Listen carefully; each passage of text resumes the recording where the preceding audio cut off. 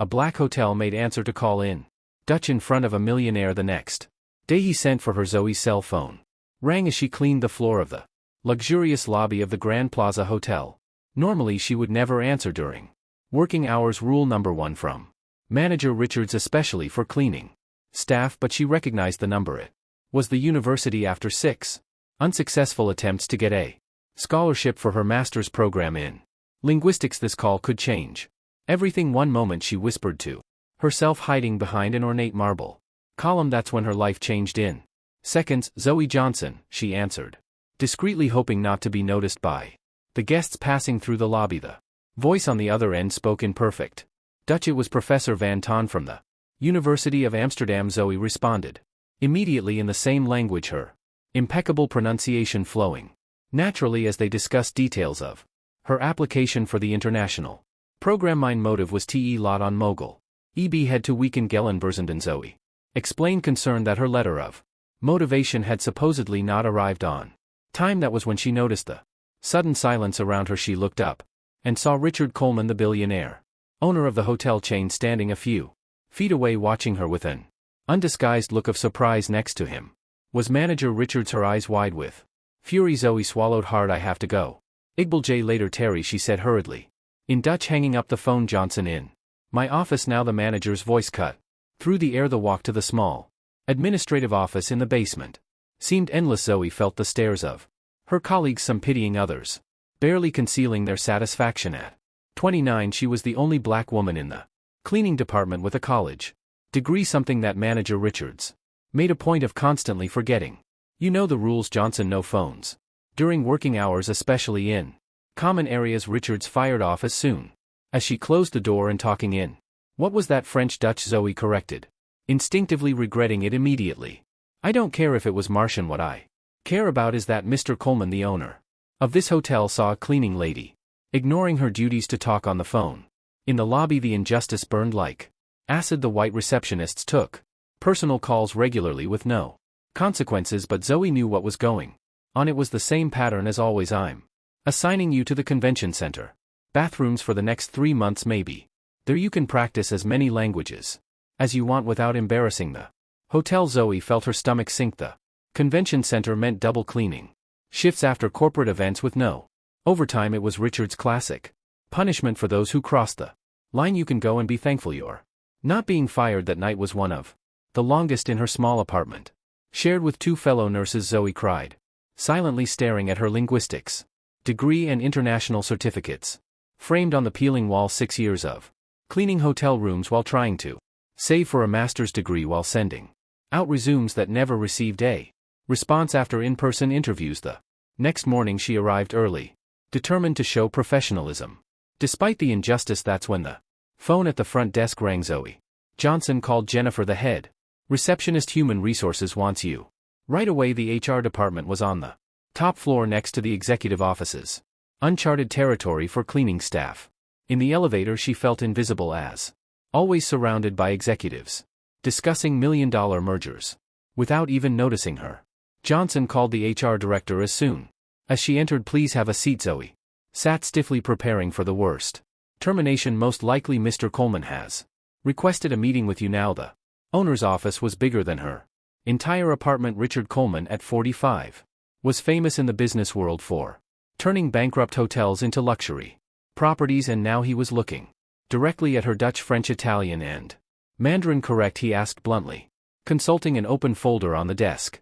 Zoe blinked, confused. How did you your resume? I asked HR for it as soon as I heard you yesterday. Honors degree in linguistics from Georgetown, fluent in 6 languages, 2 of them Asian, and cleaning my hotel for 6 years. What Zoe didn't know was that this moment was no coincidence. What no one in that hotel suspected was that behind that phone call in Dutch was a much bigger story, an unlikely connection that would not only transform Zoe's life but expose a system of discrimination that for years had kept extraordinary talent hidden behind brooms and cleaning products. If this story of prejudice in the workplace stirs your indignation, sign up to find out how a simple phone call in a foreign language would become the catalyst for a turnaround that not even the most powerful billionaire could have predicted. For a few seconds the office was completely silent. Zoe stood still, her mind processing what she had just Heard Richard Coleman knew who she was. Really knew her, and not just as the invisible woman in a cleaning uniform that everyone ignored in the hallways. 6 years, Coleman repeated, closing the file and crossing his arms. May I ask why a Georgetown-educated linguist is cleaning my bathrooms instead of working on international translations? Zoe took a deep breath. I sent 47 resumes to the international relations department of this hotel, all ignored. I tried for an internal transfer 12 times, always denied. By whom? Manager Richards and Mr. Whitmore, director of operations. Coleman wrote down the names without batting an eyelid. Curious. Whitmore constantly complains about the lack of multilingual staff for our international clients. His eyes narrowed. Especially for Asian conferences. What Coleman didn't say was that he had noticed a disturbing pattern. 3 months earlier he had hired a consulting firm to discreetly investigate why his East Coast hotels had alarming turnover rates among qualified non-white employees. Zoe, I'll be blunt. Tomorrow a trade conference with Dutch and Chinese business executives begins. I need someone who speaks both languages fluently and understands cultural nuances. And you want me to clean their rooms? Zoe asked, unable to hide her sarcasm. Coleman smiled briefly. I want you to be our international relations coordinator for the event temporarily. Salary $5,000 a week starting today. Zoe almost dropped her purse. It was more than she earned in 3 months. Why me? There are hundreds of qualified candidates. Because I heard you speaking Dutch like a native, because you have the qualifications I need, and because I suspect there's something very wrong going on in my company. An hour later Zoe stepped into the elevator with a new badge and full access to the hotel systems. On her way to HR to finalize the paperwork, she ran into Manager Richards. The shock on the woman's face was priceless. Johnson, what are you doing on this floor without a uniform? Working MS Richards, International Relations Coordinator, at the direct request of Mr. Coleman. Richards visibly palled. Impossible. You don't have the qualifications to Georgetown, fluent in 6 languages, including Mandarin and Dutch. Zoe interrupted, maintaining a professional tone. My resume has been in the hotel's files for 6 years, along with my 12 transfer requests as the manager stammered out explanations. Zoe continued. On her way in the HR department she found an unexpected ally. Zoe Williams, a newly hired recruitment analyst who showed genuine enthusiasm. Zoe, finally, I saw your file when I started 3 months ago and couldn't understand why someone with your qualifications was in housekeeping. Zoe confided as she arranged her transfer. I tried to talk to Whitmore, but he cut me off immediately. That afternoon, as she prepared for the conference in the VIP room, Zoe noticed something disturbing. The event documents contained incorrect and inappropriate translations in Mandarin, which could cause serious diplomatic misunderstandings with the Chinese executive. She quickly corrected the errors, redesigning the welcome materials. How did you know they were wrong? Asked Coleman, who had been silently observing her work from the doorway. The previous translation used terms that could be considered offensive in formal corporate Chinese. Zoe explained. Whoever did this knows the basics of the language but not the cultural nuances. Coleman nodded thoughtfully. Whitmore assured me he hired the best translators. It cost a fortune. He hired someone without checking their credentials. Zoe corrected, pointing out a critical error in the translation of a partnership proposal. The next day the conference began. Zoe glided among the international business executives with natural elegance, switching effortlessly between Dutch and Mandarin, mediating conversations and facilitating connections that would normally take days to establish. During a break she was approached by Whitmore, the director of operations, a man who had never deigned to speak to her in 6 years. His smile didn't reach his eyes. Miss Johnson, I'm impressed. Richards clearly misjudged your potential. Thank you, Mr. Whitmore. It's impressive how my resume listing fluency in Mandarin was overlooked, especially when the hotel spent $50,000 on inadequate translation services for this conference. Whitmore's smile froze. There must be some misunderstanding. I received confirmation of receipt of every email over the last 6 years. Zoe interrupted calmly, including those alerting you to critical errors in the translations contracted for Asian events. What Zoe didn't mention was that Zoe had given her access to the translation contract records. The company belonged to Whitmore's niece, who had no proven experience in formal Mandarin but charged expert rates. Worse, all previous translations contained similar errors that could have cost millions in lost business. On the 3rd day of the conference, something unexpected happened. One of the Dutch businessmen recognized. Zoe, wait, aren't you the student who wrote that brilliant article on linguistic variation in international business published in the Journal of Applied Linguistics? Zoe confirmed, surprised to be recognized. I've cited your work at 2 conferences, the man exclaimed, calling colleagues over to meet her. Coleman watched from afar, noticing how Whitmore seemed increasingly uncomfortable. What the director didn't realize was that, while he smiled and talked, Zoe was weaving a web that would reveal not just isolated mistakes but an entire system of institutionalized discrimination and corruption that had kept talents like hers suppressed, while inflated contracts were directed to unqualified people. What no one at the Grand Plaza Hotel realized was that the black cleaning lady who answered a call in Dutch wasn't there by accident. Behind that seemingly simple department transfer, a plan was unfolding that would not only change Zoe's life, but expose a system of discrimination that affected dozens of employees. The question was no longer whether she could prove what had happened, but how devastating the truth would be when it came to light. On the morning of the 4th day of the conference, the Grand Plaza Hotel was buzzing with energy. Zoe's initiative had generated preliminary contracts that exceeded all expectations. As she walked through the lobby, she noticed something disturbing. Whitmore was leading a young woman, clearly nervous, to the executive elevators. Miss Whitmore, your Mandarin translation is adequate, he said in a controlled tone. There's no need for concern. Zoe recognized the last name immediately. The young woman was carrying a folder marked Final Translation Master Contract. A quick glance as she passed confirmed her suspicions. The same critical errors from before persisted in the text. Mr. Coleman needs to see this, Zoe thought, hurrying to the CEO's office. Coleman was reviewing documents when she entered. Unannounced. Zoe, what's going on? Whitmore is replacing my correct translations with flawed versions done by her niece, Zoe explained, showing him screenshots on her phone. And I have proof that this has been going on for years. Coleman stood up abruptly. Are you absolutely sure? I have everything documented. What's more, I found records of inflated payments to her translation company 3 times above market rate, while qualified candidates like me were systematically rejected as they spoke. Zoe from HR rushed in. Mr. Coleman, sorry to interrupt, but I found something you need to see right away, she said, handing him a folder hiring records for the last 5 years. Consistent pattern of rejecting qualified non-white candidates, especially women. Coleman flipped through the documents, his face hardening with each page. The outside investigation had detected something, but this is systematic. At that moment, Whitmore entered the office without knocking, interrupting the conversation. Richard, the Dutch are ready to sign, but they're asking about some inconsistencies in the translations. Johnson must have mixed something up. The silence that followed was icy. Coleman walked slowly to the door and closed it. Thomas, I'm seeing payment records for $50,000 for incompetent translations while we have qualified employees cleaning bathrooms. Coleman said, her voice dangerously calm. Any explanation? Whitmore palled visibly.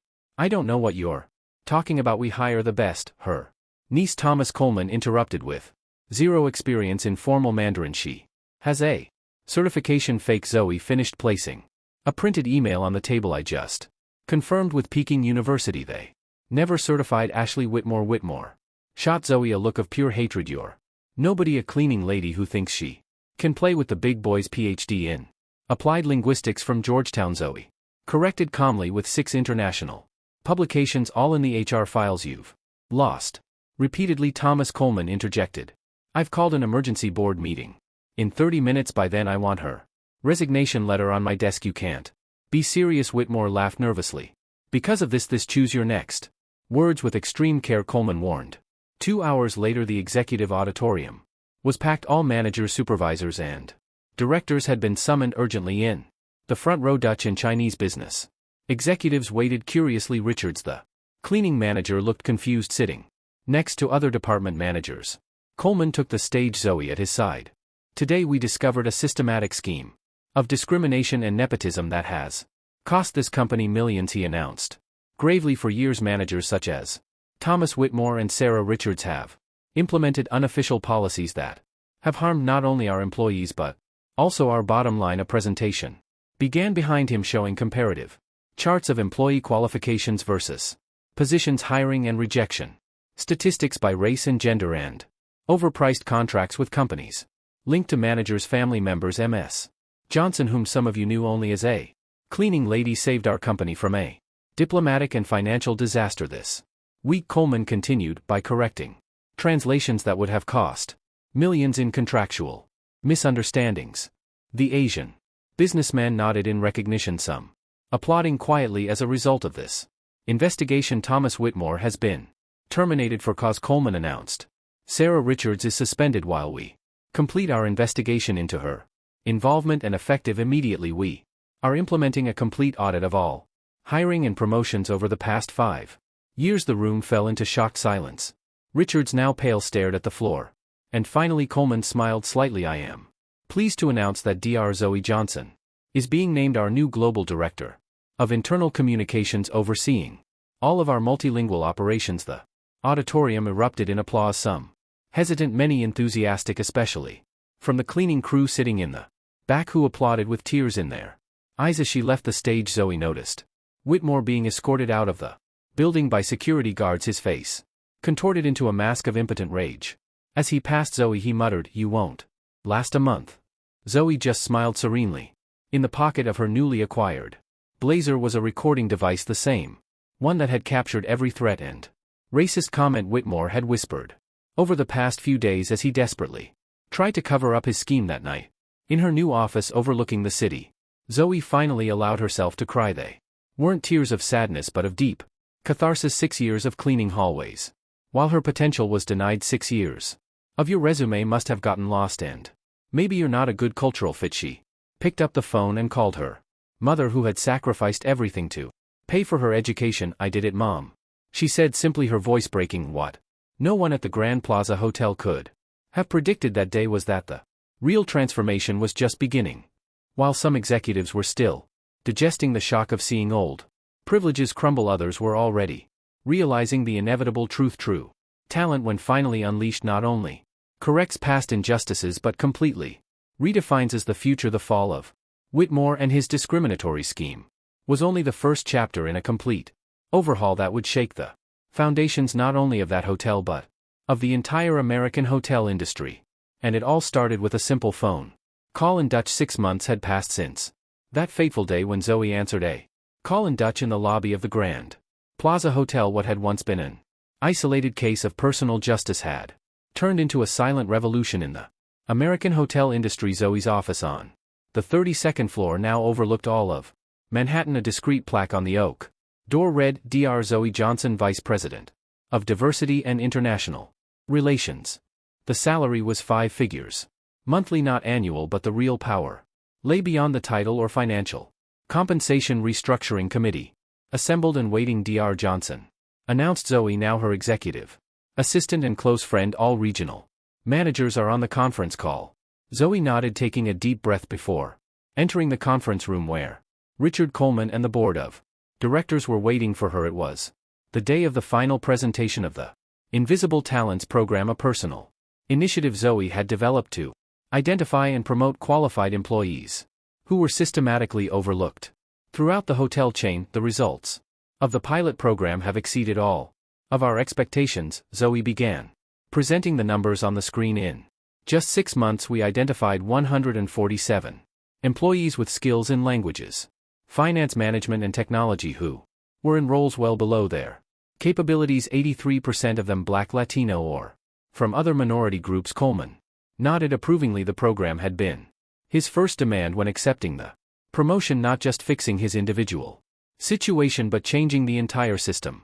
Most impressive, Zoe continued, is the financial impact. Outsource translation costs are down 78%. International customer satisfaction is up 42%, and our diversity ratings are now at the top of the industry. All this while providing real opportunities to people who are already on our payroll across the country. Sarah Richards watched the conference broadcast from a small hotel in California. After an extensive investigation, she had escaped termination by accepting a demotion and transfer. Now she managed the laundry at a second-rate property, a daily humiliation for someone who had once rejected talent based on prejudice. The next expansion of the program will include an internal mentoring system. Zoe explained each promoted talent commits to identifying and supporting other employees with potential. Thomas Whitmore Was not attending the conference after his dismissal. No luxury hotel would hire him. Allegations of systematic discrimination and embezzlement had